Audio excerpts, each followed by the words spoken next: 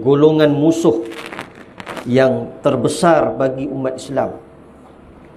Bila Islam mula disebarkan sejak daripada zaman Nabi SAW sampailah kepada kita hari ini, Islam terlalu ramai musuh. Antara musuh-musuh terbesar umat Islam yang pertama, Yahudi dan Nasrani. Orang Yahudi dan Nasrani kita tak boleh bawa kawan. Karena Allah Ta'ala sebut dah dalam Quran, surah Al-Baqarah, وَلَنْ تَرْضَى عَنْكَ الْيَهُودُ وَلَنْ نَصَارَ حَتَّى تَتَّبِعَ مِلَّتَهُمْ. Kata Allah Subhanahu Wa Ta'ala, tidak akan senang orang Yahudi dan Nasrani itu kepada Muhammad dan pengikutnya, sehinggalah Muhammad dan pengikutnya itu mengikuti jejak langkah mereka.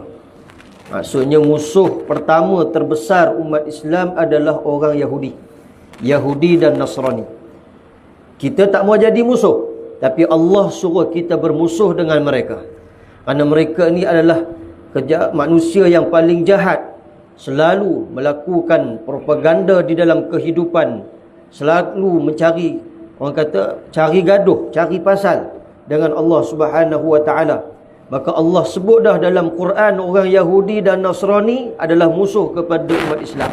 Ini yang pertama. Sebab tu setiap kali Ramadan atau tibanya Ramadan, orang Yahudi Nasrani ni akan bantai orang Islam di Palestin. Sebab apa?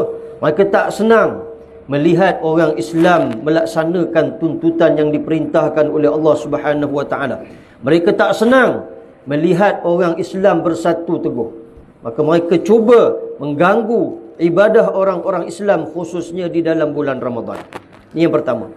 Yang kedua, musuh terbesar umat Islam adalah orang-orang munafik. Orang-orang munafik ini modus operandi dia sama macam orang kafir. Mereka tak senang melihat orang Islam bersatu. Mereka cukup dengki dengan Islam. Bahkan sifat orang munafik ini suka menghalangi orang lain, yakni orang Islam yang lain pada jalan Allah Subhanahu Wa Ta'ala. Orang-orang munafik tidak ada kemaafannya di sisi Allah Subhanahu Wa Ta'ala. Bahkan nanti di akhirat mereka akan dihukum di dalam neraka yang sedalam-dalamnya. Ini yang kedua. Yang ketiga, musuh terbesar umat Islam adalah orang-orang Islam yang berhasad dengki. Maksudnya apa? Bukan nak sebut kata kita sesama Islam ni musuh, tapi berhasad dengki ini adalah sifat munafik. Sifat yang dikeji, sifat yang boleh merosakkan ibadah. Dengan berhasad dengki sahaja, amalan kita boleh jadi sia-sia. Dan hasad dengki ini penghakis segala amal kebaikan.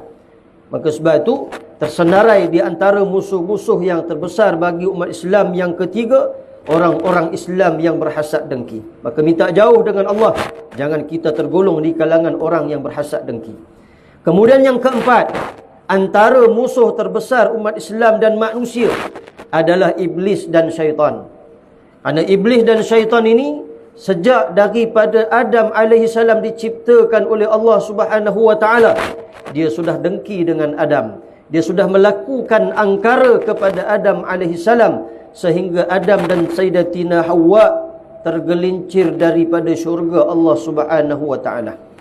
Allah Subhanahu Wa Ta'ala berfirman di dalam surah Al-Baqarah, "Wa idh qulna lil malaikati isjudu li Adam fasajadu illa iblis."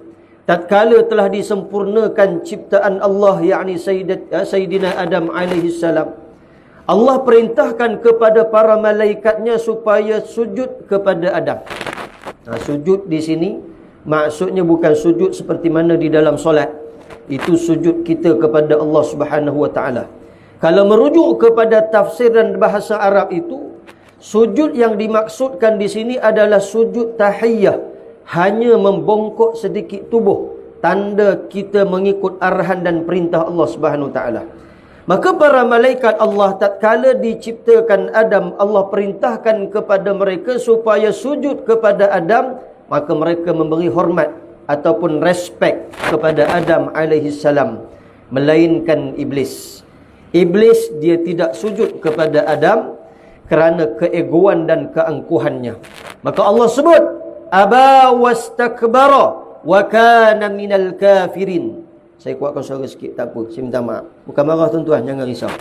Kuliah saya memang macam ni. Saya risau lagi ada orang komplain kan. Banyak kali dah orang komplain ni. Ustaz Anas kalau bagi ceramah macam nak pergi perang. Belum lagi tuan-tuan. Tengah perang ni, tengah perang. Kita tengah perang, cuma kita tak perasan je kan. Kita tengah perang tuan-tuan. Baik muslimin muslimat yang dimuliakan oleh Allah. Allah sebut apa dalam Quran tatkala iblis tak mau ikut perintah Allah. Allah kata iblis dan keegoannya itu dia tergolong di kalangan makhluk Allah yang kafir. Maka iblis terkeluar daripada rahmat Allah Subhanahu wa taala. Dan iblis terkeluar daripada syurga Allah Subhanahu wa taala. Maka tuan-tuan, iblis dia tak senang melihat Adam alaihi salam tinggal di dalam syurga sedangkan dia terkeluar daripada rahmat Allah. Dia melakukan angkara, yakni menghasut Adam dan Sayyidatina Hawa mendekati pohon yang Allah Ta'ala sebut wala taqraba hadhihi syajarah. Kata Allah, wahai Adam, uskun anta wa zawjukal jannah, tinggallah kamu dan isteri kamu di dalam syurga. Makanlah, minumlah, buat apalah yang kamu nak buat. Tetapi syarat satu je, wala taqraba hadhihi syajarah, jangan kamu dekat dengan pohon ini, yakni disebut sebagai pohon khuldi. Iblis dia menghasut Adam dan Hawa supaya dekat dengan pohon ni, bahkan makan buah daripada pohon itu. Maka secara automatiknya Adam alaihi salam dan Sayyidatina Hawa terkeluar daripada rahmat Allah Subhanahu wa taala. Maksudnya kita ni sama macam iblis. Tetapi bezanya iblis ni dia tak back to Allah. Dia tak kembali kepada Allah. Dia tetap sombong sampailah nanti sampai dia mati. Adapun Adam alaihi salam tatkala terkeluar daripada rahmat Allah, Allah sebut di dalam Quran, fatalaqqa Adamu min rabbih kalimatin fataba alaihi innahu huwat tawwabur rahim. Adam dia balik kepada Allah dengan bertaubat. Kerana sudah melakukan pelanggaran, sudah melakukan perkara yang dilarang oleh Allah, maka Adam bertaubat. Disebut di dalam kisah-kisah Al-Quran, di antara taubat Adam alaihi salam dengan doanya, Rabbana zalamna anfusana wa illam taghfir lana wa tarhamna lanakunanna minal khasirin. Maksudnya Adam kembali kepada Allah, Tuhan kami telah menzalimi diri kami. Jika sekiranya engkau tidak mengampunkan dosa-dosa kami, maka kami tergolong di kalangan hamba-Mu yang rugi. Tuan-tuan, maka iblis disenarai sebagai musuh terbesar umat Islam. Bahkan Allah Ta'ala sebut di dalam surah Yasin, وَلَا تَتَّبِعُوا خُطُوَاتِ الشَّيْطَانِ إِنَّهُ لَكُمْ عَدُوٌ مُبِينٌ. Jangan kamu ikut jejak langkah syaitan, kerana syaitan itu musuh kamu yang nyata. So jelas, iblis dan syaitan adalah musuh kita. Yang ketiga. Yang keempat dah ni. Dan yang kelima, musuh terbesar umat Islam adalah hawa nafsu. Ni pula dia balik kepada hawa nafsu. Kenalah dalam bulan Ramadan ni. Sebab apa tuan-tuan? Ini yang kita nak bincangkan ni. Menang ke tidak kita ni? Sebab para ulama sebut, apabila kita masuk je dalam bulan Ramadan atau kita mula berpuasa di dalam bulan Ramadan, maka kita sedang masuk di dalam medan jihad. Jihad bukan lawan dengan musuh yang nyata, yang jelas, tetapi musuh yang tersembunyi, iaitu hawa nafsu. Ini sedang kita berjihad menundukkan musuh yang namanya hawa nafsu. Dan bererti senarai yang saya sebutkan tadi, Islam ni memang ramai musuh. Jangan kata kita Islam ni tak ada musuh.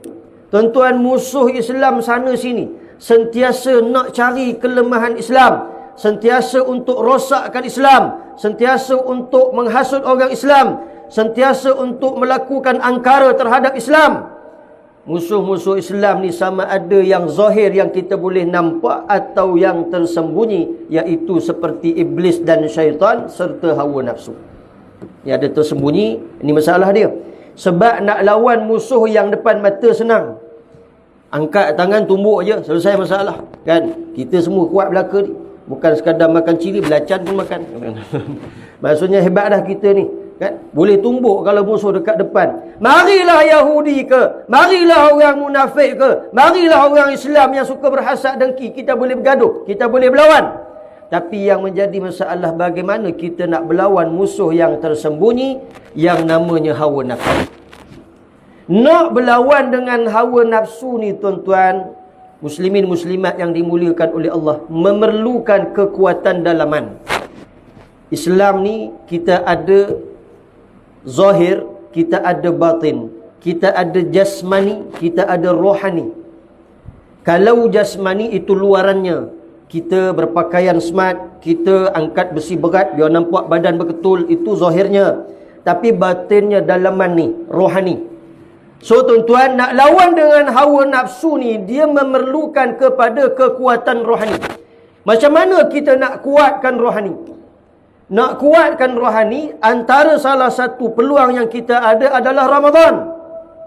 Kerana dalam bulan Ramadan itu kita banyak berzikir kepada Allah, banyak berselawat ke atas Nabi, banyak membaca Al-Quran, banyak bersedekah, banyak mentaati perintah Allah. Itu semua adalah makanan rohani. So bila rohani kita dapat makan, kuat ke tidak? Kuat, tuan-tuan. Maka dia boleh lawan. Sebab tu syarat dia, lepas subuh jangan tidur. Minta maaf, bukan di sini, di Baghdad. Kita kena kuat. Pasal apa kena kuat? Sebab ini makanan rohani.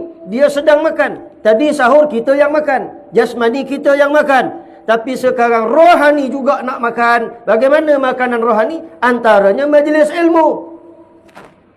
Tuan-tuan, ini antara salah satu jalan untuk kita jadi kuat.